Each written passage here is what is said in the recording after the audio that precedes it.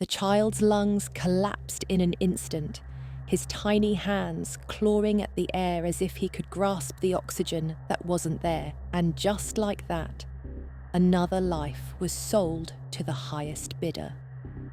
The sky above Neolux was a permanent shade of grey, a thick layer of toxic smog blanketing the city. People didn't breathe, they rationed. Every breath was counted, every gasp measured by the corporate overlords who controlled the air itself.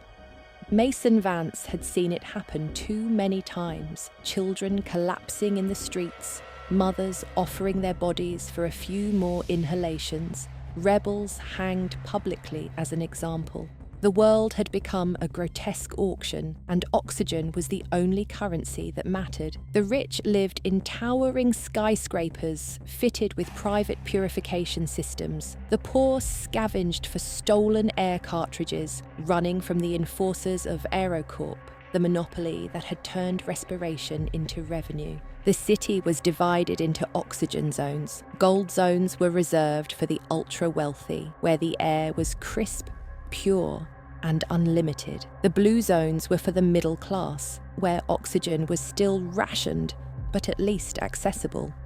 Then there were the red zones, slums filled with people choking on the remnants of a dying atmosphere. Air tanks were currency, black market dealers thrived, and every breath was a gamble.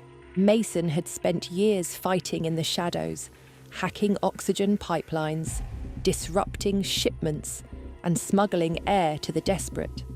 He was part of the airborne resistance, a loose network of radicals, scientists, and ex-corporate defectors who had sworn to break AEROCORP's stranglehold. They operated from underground hideouts, using scavenged tech to tap into corporate airways and siphon oxygen to those in need. It wasn't enough. Every attempt at rebellion had been crushed swiftly. AEROCORP's enforcers, armoured, faceless brutes equipped with airtight suits and lethal precision, made sure of that.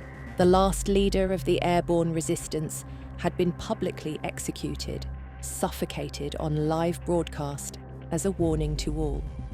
The people of Neolux had learned to fear, to obey. But Mason had one last plan, one last hope.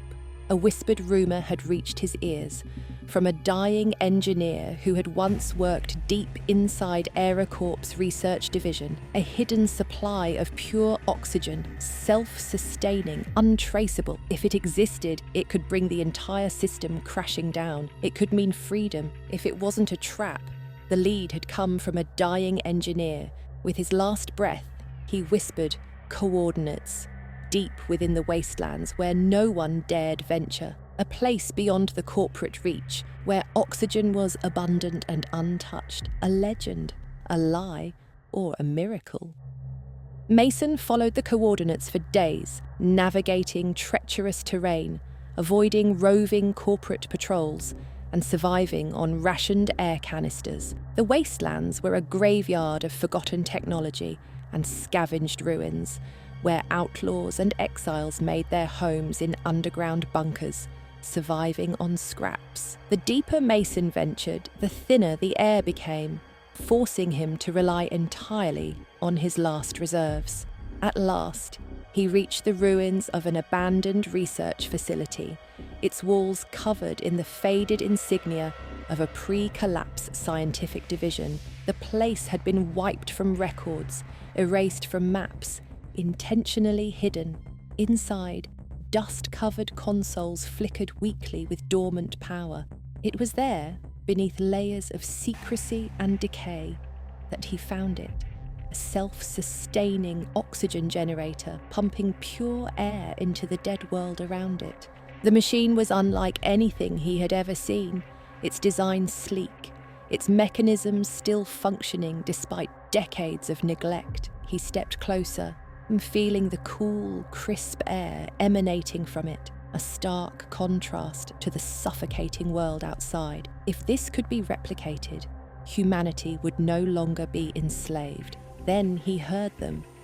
The distant hum of corporate hovercrafts, the heavy stomp of enforcers in reinforced suits. His discovery had triggered an alert. A bounty had been placed on his head, and AEROCORP had arrived to collect. Mason barely had time to react before the first shot rang out. Plasma bolts seared past him, illuminating the darkness. He ducked behind a console, his mind racing. He had to get this technology out. He had to show the world. But then he saw it, the insignia on the generator, a AEROCORP. This wasn't lost technology. This wasn't salvation. It was a carefully controlled secret. The truth crashed over Mason like a tidal wave. This oxygen source wasn't hidden. It was managed. It was part of a game designed to keep the war going. AEROCORP had built a contingency, a secret supply to ensure the war never ended, to keep people desperate, to keep the system alive.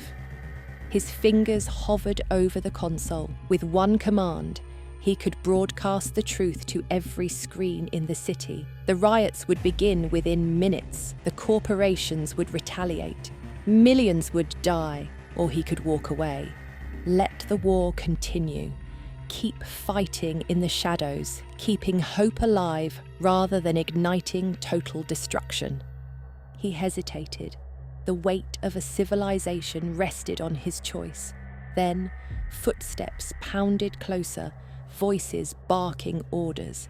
The enforcers were seconds away. Mason exhaled slowly and pressed the button. The city screens flickered. The truth spilled across every screen, every device. Across the slums, the factories, the gold zones, everyone saw it. Oxygen had never been scarce. It had been hoarded. Neolux erupted. Fires blazed through the red zones first, then spread to the industrial sectors. Resistance cells mobilized. Armed citizens took to the streets. The enforcers fought back, turning districts into battlegrounds. AEROCORP responded with precision airstrikes, leveling entire neighborhoods. The riots lasted a week. The streets ran red. And then, silence. The corporations survived, as they always did. But something had changed. A whisper, an ember of rebellion that refused to die. Months passed and the chaos settled into an uneasy truce. AEROCORP tightened its grip, but cracks had formed in its foundation. Underground movements flourished.